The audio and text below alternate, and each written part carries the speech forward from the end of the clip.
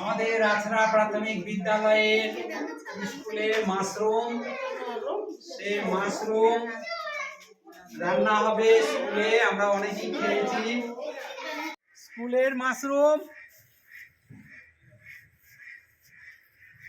Mushroom আলু দিয়ে রান্না করা হবে আজকে। এটা খুব পুষ্টিকর খাবার, এটা খাওয়া আমাদের অভ্যাস করতে হবে। স্কুলের নিজস্ব ক্লাসরুমে তৈরি মাশরুম, তাই না?